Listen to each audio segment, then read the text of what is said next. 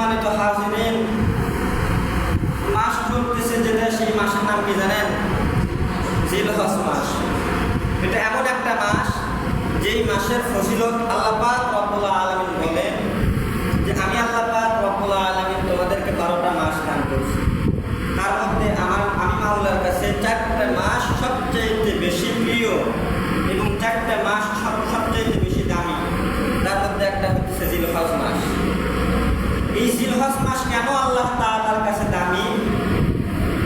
আল্লাহ পাক রব্বুল আলামিন বলেন এই জিলহজ মাসে ওসিলা করে পৃথিবীর বিভিন্ন জায়গা থেকে আল্লাহর আশিকরা, আল্লাহর প্রেমিকরা, তারা আল্লাহ তাআলার প্রতি ঘ্রাণ নেওয়ার জন্য, কাবার গিলাফ ধরে লাব্বাইকের ধ্বনি দেওয়ার জন্য লক্ষ লক্ষ টাকা খরচ করে সেই মক্কার দিকে রওনা দেয়। এটা এমন একটা গুরুত্বপূর্ণ মাস, যেই মাসে বান্দারা পশু জবাই করার মাধ্যমে আমি আল্লাহ পাক রব্বুল আলামিনের নৈকট্য অর্জন করে। এটা এমন একটা গুরুত্বপূর্ণ মাস, এমন একটা দামি মাস। এই মাসের কিছু আমল আছে। সেই আমলটা কি? আল্লাহ রাসূল সাল্লাল্লাহু আলাইহি ওয়াসাল্লাম সহিহ বুখারীর 2226 নম্বর হাদিসের মধ্যে বলেন যে জিলহজ মাসের সবচেয়ে বড় যে আমল সেটা হচ্ছে যে পশু জবাই করার মাধ্যমে আল্লাহ তাআলার নৈকট্য। এর চাইতে বড় আমল জিলহজ মাসের মধ্যে আর একটাও নাই। তবে এই পশু জবাই করবে কারা? কারা এই পশু জবাই করার মাধ্যমে আল্লাহ তাআলার নৈকট্য অর্জন করবে? আল্লাহ পাক রব্বুল আলামিন বলতেছেন পৃথিবীর সব মানুষকে এই পশু ক্রয় করতে হবে না, এই পশু জবাই করতে হবে না। শুধুমাত্র কেবলমাত্র ওই শ্রেণীর মানুষরাই পশু জবাই করবে যাদেরকে আমি আল্লাহ পাক রব্বুল আলামিন পশু জবাই করার সামর্থ্য দিয়েছি। এখন এই পশু জবাই করার সামর্থ্যটা কি? এর দ্বারা বোঝা যায় যে আল্লাহ পাক রব্বুল আলামিন ইতিম মিসকিনদের কাছে থেকে তিনি পশু চান না, কুরবানি চান না। কুরবানি চান কার কাছ থেকে? আল্লাহ পাক রব্বুল আলামিন বলতেছেন আমি যাকে দয়া করে মায়া করে সম্পদের মালিক বানাইছি, অর্থ কিছুই ছিল না, আমি আল্লাহ বানাইছি, তারে দিয়ে বানাইছি। আমি আল্লাহ পাক রব্বুল আলামিন তার কাছ থেকে চেয়েছি, তার উপর ওয়াজিব করেছি কুরবানি করা। এই নিসাব এখন কতটুকু? বর্তমান 2026 সালের বাজার অনুযায়ী স্বর্ণের দাম 2 লক্ষ, যেটা 22 ক্যারেটের স্বর্ণ, সেটার দাম হচ্ছে 2,22,000 টাকা গরিব।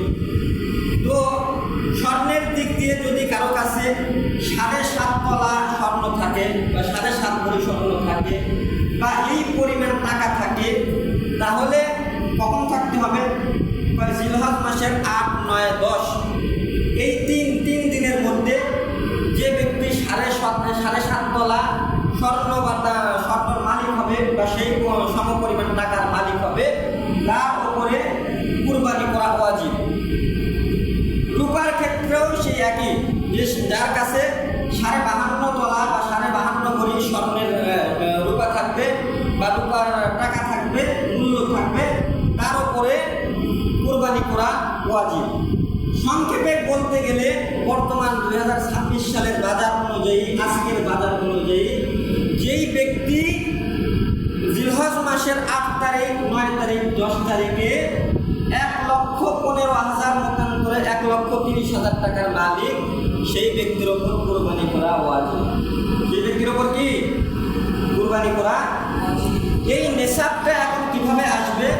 যে হুজুর আমার কাছে স্বর্ণও নাই, রূপাও নাই, কিন্তু আমার হাতে একটা 80,000 টাকা দামের ফোন আছে, বাড়িতে একটা 50,000 টাকা দামের ফ্রিজ আছে, তাহলে আপনার ওপর কুরবানি ওয়াজিব। কথা বুঝতে পারছেন? এই নেশাবের হিসাবটা কিভাবে করবেন? আপনার পরনের কাপড় 3 সেট কাপড় ব্যতীত, আমার খাবারের বাসন ব্যতীত, আমার ঘরের ভেতর যা কিছু থাকবে, ব্যবহারের আসবাবপত্র হোক বা ঘরকে সাজানোর জন্য শোকেস হোক, ড্রেসিং টেবিল হোক, ফ্রিজ হোক, যাই হোক না কেন, সব কিছু এই নেশাবের মধ্যে সামিল হবে। জমি জমার দিকে যাইতে হবে না। একটা মানুষের বাড়ির দিকে হিসেব করা যায়, একটা শোকেস থাকে যার দাম মিনিমাম 8 থেকে 10,000 টাকা, একটা খাট থাকে যার দাম মিনিমাম 8 থেকে 10,000 টাকা, একটা ফ্রিজ থাকে যার দাম মিনিমাম 40,000 টাকা, আরও অনেক কিছু থাকে। পোশাক আশাকের তো আমার যা দরকার সেটাও আছে, যেটা লাগবে না সেটাও আছে। যে সব দিক দিয়ে হিসাব করলে দেখা যায় যে আমার ঘরের ভেতর থেকে আমার উপর কোরবানি ওয়াজিব, আমার জমিতে যেতেই হবে না, গরু ছাগলের কাছে যেতেই হবে। এরপরে আল্লাহর পয়গম্বর হাবিবে কিবরিয়া বিশ্বনবী মুহাম্মদুর রাসূলুল্লাহ সাল্লাল্লাহু আলাইহি ওয়াসাল্লাম সহিহ ইবনে মাজাহ 3123 নম্বর হাদিসের মধ্যে বলেন, আমি আল্লাহ পাক রব্বুল আলামিন যাকে এই পরিমাণ সামর্থ্য দিলেন, কুরবানি করার সামর্থ্য দিলেন, কিন্তু তারপরেও কুরবানি করলো না। মান কানা লাহু সাআতুন, যেই ব্যক্তিকে আল্লাহ পাক রব্বুল আলামিন কুরবানি করার মতো অর্থ দান করলেন, সামর্থ্য দান করলেন, ওয়ালা ইউদহা, কিন্তু সে কুরবানি করলো না, তাহলে ফালা ইয়াকরাবান্না মুসাল্লানা। পয়গম্বর বিশ্বনবী মুহাম্মদুর রাসূলুল্লাহ সাল্লাল্লাহু আলাইহি ওয়াসাল্লাম কঠিন ধমক দিয়ে বলেন, ওই বেহুদা, ওই বেলাজা, ওই বেশরম, ওই ইতর যেন ঈদগাহে মাঠে না। যাকে আল্লাহ পাক রব্বুল আলামিন সম্পদের মালিক বানাইলেন, কিন্তু সেখান থেকে আল্লাহ পাক রব্বুল আলামিনের রাস্তায় কুরবানি করলো না, পয়গম্বর বলেন ওই বেহুদা যেন ঈদগাহে না যায়। এখন আসি, সামর্থ্য থাকা সত্ত্বেও কুরবানি করলো না, কিন্তু আমাদের সমাজের রীতিনীতি অনুযায়ী কুরবানির গোশতকে আমরা 3 ভাগে বণ্টন করে থাকি, তাই না? আমাদের সামনেই কিন্তু কুরবানি। আমি কিন্তু আর একটা একটা জুমা পাবো না যে আপনাদেরকে মশলাগুলো বলে দেবো। আজকে যদি আমার 5 মিনিট সময় বেশিও লেগে যায়, তবুও বিষয়গুলো আপনাদেরকে জানাবো। তো আমাদের সমাজের রেওয়াজ অনুযায়ী, রীতিনীতি অনুযায়ী কুরবানির গোশতকে আমরা 3 ভাগে বণ্টন করে থাকি। 1 ভাগ করে নিজের জন্য, আরেকটা ভাগ করে নিজের আত্মীয় স্বজনের জন্য, অন্য একটা ভাগ করে থাকি এতিম এবং মিসকিনদের জন্য। তাহলে ভাগ কয়টা? নিজের ভাগ, আত্মীয় স্বজনের ভাগ, এতিম মিসকিনের ভাগ। কিন্তু যার সামর্থ্য আছে, সামর্থ্য থাকা সত্ত্বেও কুরবানি করলো না, এই 3 ভাগের মধ্যে কিন্তু তার ভাগ নেই। এই 3 ভাগের মধ্যে তার ভাগ আসেনি? কথা বলবেন। এই 3 ভাগের মধ্যে তার কোনো ভাগ নাই। এখন আসি, সামর্থ্য থাকা সত্ত্বেও যেই বেহুদা কুরবানি না করে এতিম মিসকিনদের হক মেরে খাওয়ার জন্য, এতিম মিসকিনদের সদকা, ফিতরা এবং এতিম মিসকিনদের হক মারার জন্য এতিম মিসকিনদের লাইনে দাঁড়াইলো গোশত নেওয়ার জন্য, ওই বেহুদাকে আপনারা কি করবেন? আল্লাহর পয়গম্বর আল্লাহ পাক রব্বুল আলামিন সূরা হজের 28 নম্বর এবং 36 নম্বর আয়াতের মধ্যে কি বলতেছেন দেখেন। আল্লাহ পাক রব্বুল আলামিন সূরা হজের 28 নম্বর আয়াতের মধ্যে বলতেছেন, ফাকুলু মিনহা ওয়া আত'ইমুল বাঈসাল ফাকির, যেই গোশতকে, যেই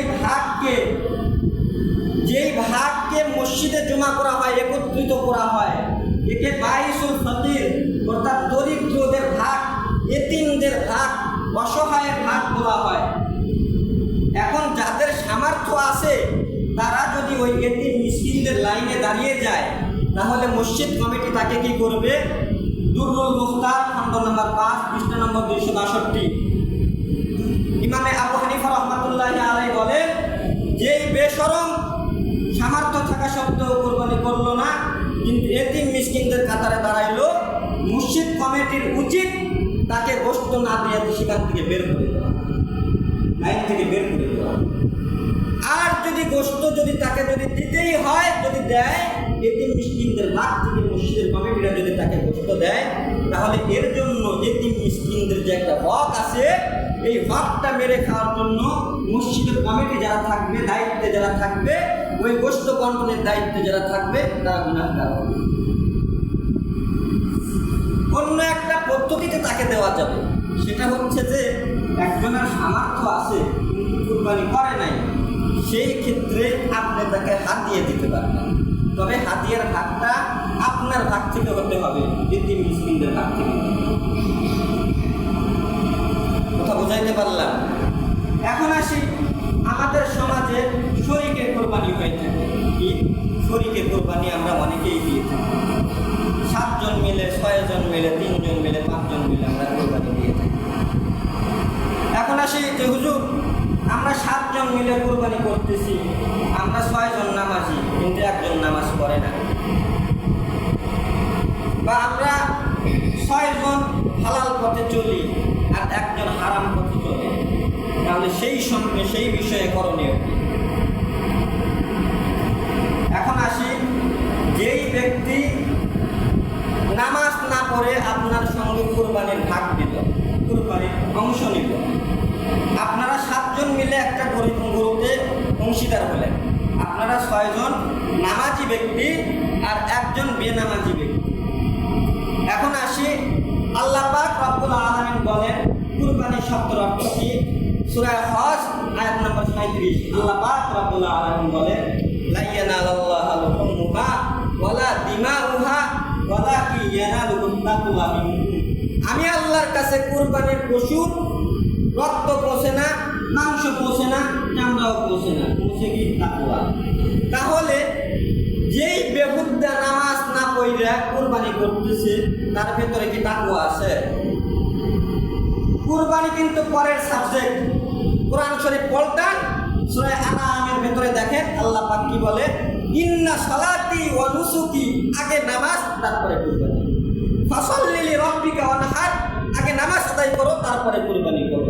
তো আপনি দিনে 5 বার করে নামাজকে বৃদ্ধাঙ্গুলি দেখায় অ্যাভয়েড করিয়া বছরে একবার হাজার হাজার টাকা, লক্ষ লক্ষ টাকা খরচ করে কুরবানি করে আপনি নিজেকে কি প্রমাণ করতে চাচ্ছেন? আপনি আল্লাহর খালিস বান্দা। যদি প্রকৃত পক্ষে আপনার উদ্দেশ্য হতো আল্লাহ তাআলাকে রাজি খুশি করে কুরবানি করার, তাহলে অন্তত পক্ষে আল্লাহ পাক রব্বুল আলামিন দিনে 5 বার করে তার কুদরতি ভাষাটা মুয়াজ্জিনের মুখ দিয়ে হাইয়া আলাস সালাহ, নামাজের দিকে আসো, হাইয়া আলাল ফালাহ, কল্যাণের দিকে আসো, আল্লাহ পাক দিনে 5 বার করে তোমাকে আহ্বান করো করে। অন্তত পক্ষে তুমি যদি তাকওয়া অর্জনের জন্য পশু কুরবানি করতা, তাহলে এই আল্লাহ পাক রব্বুল আলামিনের আদেশকে দিনে 5 বার করে বৃদ্ধা আঙ্গুলে দেখাইতে। তুমি নামাজ না পড়ে তুমি কুরবানি করতেছো, তোমার এই কুরবানিতে তাকওয়া অর্জন হবে না, কষ্ট খাওয়া হবে এবং লোক দেখানো হবে। এখন আসি হুজুর, ওই লোকটা তো আমাদের সঙ্গে সরাসরি কুরবানি দিচ্ছে, তাহলে ফতোয়া কি? এখন দেখতে হবে যে ওই লোকটা ইনকামটা কি, ওই লোকটার ইনকামটা কোথায় থেকে, সে যে আপনার সঙ্গে শরীকে কুরবানি দিচ্ছে তার ইনকাম কি হালাল না হারাম?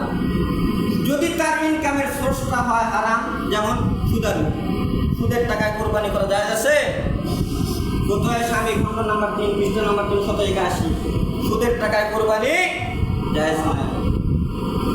আল্লাহ পাক রব্বুল আলামিন হুঁশিয়ার করে দিয়েছেন সুদের টাকায় কোনো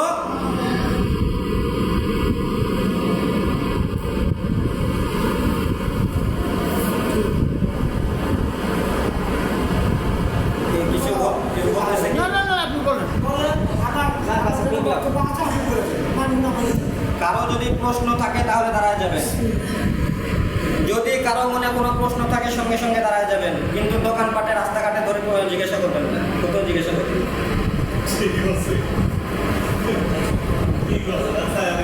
বুঝতে পারছেন? যদি কারো মনে কোনো সংশয় থাকে, আমি দাঁড়ায় যাওয়ার জন্য অনুমতি দিলাম, দাঁড়ায় যাবেন। রাস্তাঘাটে এবং দোকানপাটে ধরে ফতুয়া এবং মাসালা জিজ্ঞাসা করবেন না। বর্তমান তো 4 স্টলকে ফতুয়ার আড্ডাখানা বানাইছে।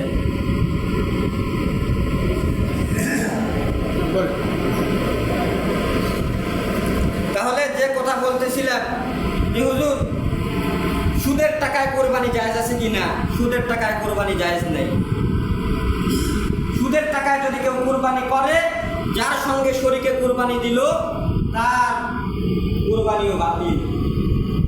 আল্লাহর পয়গম্বর হাবিবে কিবরিয়া বিশ্বনবী মুহাম্মদুর রাসূলুল্লাহ সাল্লাল্লাহু আলাইহি ওয়াসাল্লাম সহিহ তিরমিজি খণ্ড নাম্বার 3 হাদিস নাম্বার 7323 এবং আল্লাহ পাক রব্বুল আলামিন কালামে পাকের মধ্যে বলেন যে যাদের ইনকাম হারাম, যারা আপনার সুদের সাথে জড়িত আছে, তারা যদি তাদের সুদি টাকা দিয়ে যদি কুরবানি করে, তবে এ সম্পর্কে আল্লাহ পাক রব্বুল আলামিন কালামে পাকের মধ্যে বলেন যেই ব্যক্তির ইনকামটাই হারাম, আসলে কুরবানি কুরবানি শব্দের অর্থ কি? সব ইবাদতই, কুরবানি বলেন আর নামাজ বলেন, ইবাদত কবুল হওয়ার জন্য এক নাম্বার শর্ত হচ্ছে যে আপনার রিজিক এবং খাবার এটা হালাল হওয়া, আপনার ইনকামটা হালাল হওয়া। এখন ইনকাম যদি হারাম হয় তাহলে আপনার ইবাদত কবুল হবে না। এখন আপনার তো ইবাদত কবুল হইল না, সঙ্গে আপনি যে 6 জনের সঙ্গে যে শরীক দিলেন ওই 6 জনের ইবাদত আল্লাহ পাক রব্বুল আলামিনের কাছে গ্রহণযোগ্য হবে না। কেন? হুজুর 20 লিটার পানিতে 50 গ্রাম বিষ করছে, কি 20 লিটার পানি কি 20 লিটার পানিতে বা 20 লিটার দুধে 50 গ্রাম দুধ করছে বিষ করছে।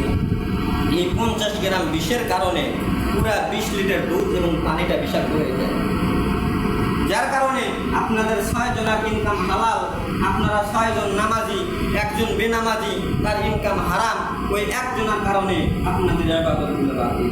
আল্লাহ পাক রব্বুল আলামিন আমাদের সকলকে বুঝার তৌফিক দান করুন। দেখে রাগ করতেছেন? হ্যাঁ, এখন আসেন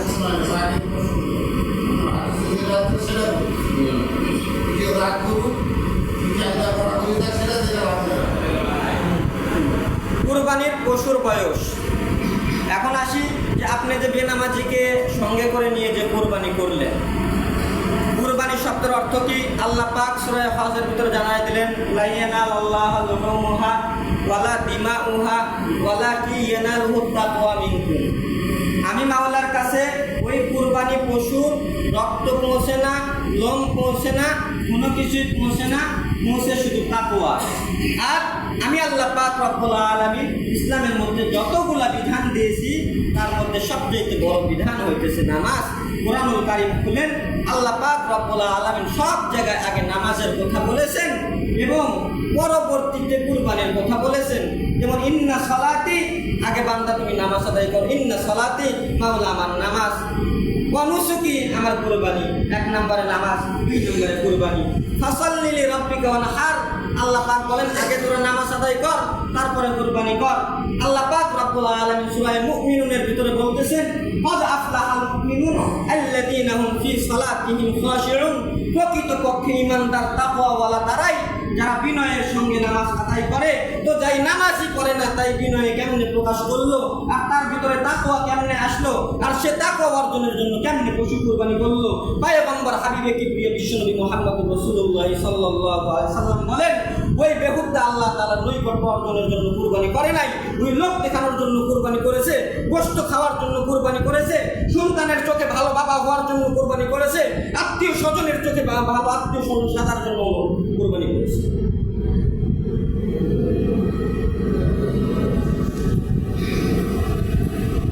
আল্লাহ পাক রব্বুল আলামিন আমাদের সকলকে দিনের সঠিক বুঝ দান করুন। এখন আসে যে সমস্ত পশু দ্বারা আমরা কুরবানি করব তার বয়সটা আনুমানিক কত হতে হবে। আমাদের বাংলাদেশে সাধারণত আমাদের গ্রামে আমরা যে সমস্ত পশু কুরবানি করে থাকি সেটা হচ্ছে যে গরু, ছাগল, মোষ, কামুই। তো এই গরুর বয়সটা কত হতে হবে? আমাদের গ্রামের একটা ভ্রান্ত মত আছে, সেটা কি যে না দাঁতলে কোরবানি দেওয়া যাবে না, অথচ এটা সম্পূর্ণরূপে ভুল। হাদিসের ভিতরে আসছে দুরুল মুখতার 15 নম্বর 5 পৃষ্ঠা নম্বর 2551। আল্লাহর পয়গম্বর হাবিবে কিবরিয়া বিশ্বনবী মুহাম্মদ রাসূলুল্লাহ সাল্লাল্লাহু আলাইহি ওয়াসাল্লাম বলেন, যেই গরুর বয়স 2 বছর 1 দিন হয়েছে সেই গরু দ্বারা কোরবানি করা জায়েজ, দাতার সঙ্গে কোনো সাথ নাই। 2 বছর পার হলেই তার দ্বারা কোরবানি করা যাবে, নাচলো কিনা সেদিকে লক্ষ্য করা যাবে না। তবে আরেকটা বিষয় যে 2 বছর হলে পারে দাঁতে, এরকম কি কোনো কথা আছে? আপনারা বাজারে যদি পশু ক্রয় করেন, যে হুজুর একজন অচেনা লোক বাজারে গরু নিয়ে এসছে, সেই পশু আমরা ক্রয় করতেছি, এটার তো বয়স আমরা জানি, তাহলে কি করবেন? আপনারা তো গ্রামে সচরাচর গরু পালন করেন, তো একটা 2 বছর বয়সের গরুর স্বাস্থ্য এবং গরুর মাপটা কতটুকু হতে পারে এটা অবশ্যই আপনি আইডিয়া করতে পারবেন, জানতে পারবেন। এবং এর ওপর ভিত্তি করে যে মালিকটা গরু বিক্রি করতেছে তার কাছে থেকে ভালো করে শুনে যে এই গরুটা কিন্তু আমরা বাড়িতে যাই পালবো না, বরঞ্চ কুরবানি করবো, এর বয়সটা সম্পর্কে যাচাই করে ক্রয় করা হতো। আর খাসির বিষয়ে, খাসির বয়স 1 বছর হতে হবে, কিন্তু ফতোয়ে স্বামী খণ্ড নম্বর 3 পৃষ্ঠা হাদিসটির নম্বর 2127। আল্লাহ রসুল বলেন, যেই খাসি 6 মাস 7 মাস বয়সে 1 মাস বছর বয়সের খাসির মতো মোটা তাজা হয়ে গেল, ওই খাসি দ্বারা কুরবানি করা। 6 মাস 7 মাস বয়সে 1 বছর বয়সের মতো মোটা তাজা হয়ে গেল, অর্থাৎ 1 বছর বয়সে দেখতে যেমন লাগে, আপনার খাবারের কারণে যত্নের কারণে আপনার 6 মাসে 7 মাসে সেরকমটা হয়ে গেছে, আল্লাহ পয়গম্বর বলেন সেটা দ্বারা কুরবানি করা যাবে। এবং ভেড়ার ক্ষেত্রে, ছাগল এবং ভেড়ার ক্ষেত্রে বয়স একই, মহিষ এবং গরুর বয়সটা একই। বুঝতে পারছেন? তারপরে আসি, যেহেতু মাস চলতেছে জিলহজ মাস, এই মাসের একটা আমল আছে। কুরবানি তো করবে সামর্থ্যবান ব্যক্তিরা, কিন্তু যাদের সামর্থ্য নাই তারা কি কুরবানি থেকে বঞ্চিত থাকবে? আল্লাহর পয়গম্বর বলেন না, তারাও কুরবানির সওয়াব থেকে বঞ্চিত থাকবে না। তারা কি করবে? অন্তত পক্ষে জিলহজ মাসের ঈদের আগে, অর্থাৎ জিলহজ মাসের চাঁদ যখন দেখা যাবে তখন থেকে নিয়ে ঈদের নামাজ পড়ে আসার আগ পর্যন্ত চুল, নখ, দাড়ি এগুলো কর্তন করবে না। এগুলা জিলহজ মাসের 1 তারিখে চাঁদ দেখার পর থেকে নিয়ে যদি ঈদের দিন পর্যন্ত যদি কর্তন না করে, আর যদি সে ঈদের নামাজ পড়ে এসে যদি চুল, নখ, দাড়ি যদি কর্তন করে, আল্লাহ রসুল সাল্লাল্লাহু আলাইহি ওয়াসাল্লাম বাদায়ু সনায়ে সহিহ তিরমিজি, আবু দাউদ, বুখারীর হাদিসের মধ্যে বলেন, আল্লাহ পাক তার আমলনামায় কুরবানির সওয়াব দিয়ে দিয়েছেন। সুবহানাল্লাহ। আর এই জিলহজ মাসের একটা রোজা আছে, যে রোজার ফজিলতটা আল্লাহ পাক রব্বুল আলামিনের কাছে সবচেয়ে বেশি পছন্দনীয়। সেই রোজাটা কবে? 9 তারিখ আরাফাতের দিনের রোজা। আল্লাহ রসুল সাল্লাল্লাহু আলাইহি ওয়াসাল্লাম বলেন, যেই ব্যক্তি জিলহজ মাসের 9 তারিখের আরাফার দিনের রোজা রাখলো, গুফিরা লাহু মা তাকাদ্দামা মিন যামবি। আল্লাহর পয়গম্বর সহিহ বুখারীর হাদিসের মধ্যে জানায় দেন, ওই ব্যক্তির পিছনের এবং সামনের 1 বছরের গুনাহ আল্লাহ পাক মাফ করে দেন। সুবহানাল্লাহ। আমল করা যাবে তো? এরপরে আরো একটা আমল আছে জিলহজ মাসের আমল, সেটা হচ্ছে যে আইয়ামে তাশরিক। এই আইয়ামে তাশরিক এর ঘটনা আপনারা অবশ্যই জানেন বা আমার মুখ থেকে শুনছেন, যে আইয়ামে তাশরিক ওই যে হযরতে হাজরা আলাইহিস সালাতু ওয়াস সালাম এবং শিশু ইসমাইলকে আল্লাহ পাক রব্বুল আলামিন যে আপনার মরুভূমি এলাকাতে যে রেখে আসছিল, যাওয়ার সময় 2 দিন এবং 3 দিনের খাবার নিয়ে গেছিলেন। 2 দিন পরে 3 দিন পরে সেই খাবারটা শেষ হয়ে যায়। এক পর্যায়ে খাবার যখন শেষ হয়ে যায়, তখন ক্ষুধার যন্ত্রণায় হাজরা আলাইহিস সালাতু ওয়াস সালাম ছটফট করতে থাকেন। এক পর্যায়ে যখন খাবার না পান, তখন তার স্তনের দুধ শুকিয়ে যায় এবং শিশু ইসমাইল যখন দুধ না পায়, তখন তিনি চিৎকার করতে থাকেন। শিশু ইসমাইল চিৎকার করতে থাকেন, কান্না করতে থাকেন। এইদিকে শিশু ইসমাইলের চিৎকার শুনে হযরতে হাজরা আলাইহিস সালাতু ওয়াস সালাম, তিনি তো মা, সন্তানের চিৎকার কেমনে সহ্য করবেন, একটুখানি পানি অন্বেষণের জন্য, পানি সন্ধানের জন্য নজর করলেন সাফার দিকে। দেখলেন সাফার দিকে সাফা পাহাড়টা চকচক করতেছে। তিনি মনে করলেন হয়তো বা পানি দেখা যাইতেছে। তিনি সন্তান ইসমাইলকে রেখে সাফা পাহাড়ের দিকে দৌড় দিলেন। যা দেখলেন যেটা চকচক করতেছিল সেটা পানি নয়, আসমানে যে সূর্যটা উঠছে, এই সূর্যের কিরণে ওই মাটিটা আপনার চকচক করতেছে। তিনি সেখান থেকে ফিরে আসলেন, ব্যর্থ হয়ে গেলেন এবং সাফা থেকে মারোয়ার দিকে নজর করে দেখলেন সেখানেও চকচক করে। তিনি ভাবলেন মারোয়াতে হয়তো পানি পাওয়া যাবে। সাফা থেকে আবার মারোয়ার দিকে দৌড় দিলেন, কিন্তু সেখানে যায়ও পানি পেলেন না। এইভাবে পানি তালাশের জন্য সাফা থেকে মারোয়া, মারোয়া থেকে সাফা, সাফা থেকে মারোয়া, মারোয়া থেকে সাফা 7 বার সাই করেন। আর সন্তানের জন্য মায়ায় এই দৌড়াদৌড়িটা আল্লাহ পাক রব্বুল আলামিনের কাছে এতটা পছন্দ হয়েছে যে আল্লাহ পাক রব্বুল আলামিন তার এই আমলকে কিয়ামত পর্যন্ত যারা মক্কায় যাবে হজ করতে, তাদের জন্য ওয়াজিব করে দিয়েছেন। আর এই দিনগুলোতে আইয়ামে তাশরিক করতে হবে। আইয়ামে তাশরিকটা কখন থেকে শুরু হবে? জিলহজ মাসের 9 তারিখের ফজরের নামাজের পর থেকে নিয়ে 13 তারিখ আসরের নামাজ পর্যন্ত, অর্থাৎ বুধবারের দিন ফজরের নামাজ থেকে শুরু হবে, 13 তারিখ রবিবারের দিন আসরের নামাজ পর্যন্ত চলবে। আইয়ামে তাশরিকটা কি? আল্লাহু আকবার, আল্লাহু আকবার, লা ইলাহা ইল্লাল্লাহু, আল্লাহু আকবার, আল্লাহু আকবার, ওয়ালিল্লাহিল হামদ। আর কি কারো কি কোনো প্রশ্ন আসেনি? থাকলে বলতে পারেন। হ্যাঁ, আরেকটা মাসালা, সেটা হচ্ছে যে কুরবানির পশুর কিছু ত্রুটি থাকলে কুরবানি হবে না। যেমন একটা পশু একেবারেই রোগা পাতলা, কেমন রোগা, আপনার যেখানে তাকে জবাই করবেন আপনি বাড়ি থেকে নিয়ে সেই পর্যন্ত হেঁটে যাওয়ার মতো শক্তি সেই গরুর গায়ে নাই, সেই পশুর গায়ে নাই। পয়গম্বর বলেন সেই পশু দ্বারা কোরবানি হবে না। তারপরে যেই পশুর চোখ একটা একেবারেই অন্ধ, দুটাই অন্ধ অথবা একটাই সম্পূর্ণরূপে অন্ধ, সেই পশু দ্বারা কোরবানি হবে না। অনেক সময় দেখা যায় যে আপনার কোনো একটা কারণে পশুর কান কেটে যায় অথবা যে কোনো একটা অঙ্গ কেটে পড়ে যায়।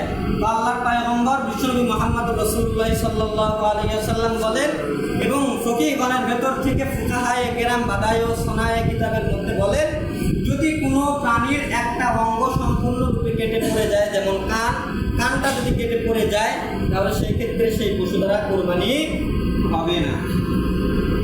কুরবানি হতে হবে নিখুঁত প্রাণী দ্বারা, যে প্রাণীর মধ্যে কোনো খুঁত নেই। তবে আরেকটা বিষয়, যে আমাদের সমাজে অনেক সময় দেখা যায় যে আপনি যে পশুটা দ্বারা কোরবানি করতেছেন, এই পশুর বয়স, এই গরুর বয়স 3 বছর, 3.5 বছর বা তার চাইতে বেশি, কিন্তু এই পশুর গায়ে কিছুদিন আগে ঘা বাড়াইছিল, 1 বছর আগে বা 1.5 বছর আগে ঘা বাড়াইছিল, যেটা আমাদের সমাজে মাঝে মাঝেই দেখা যায়।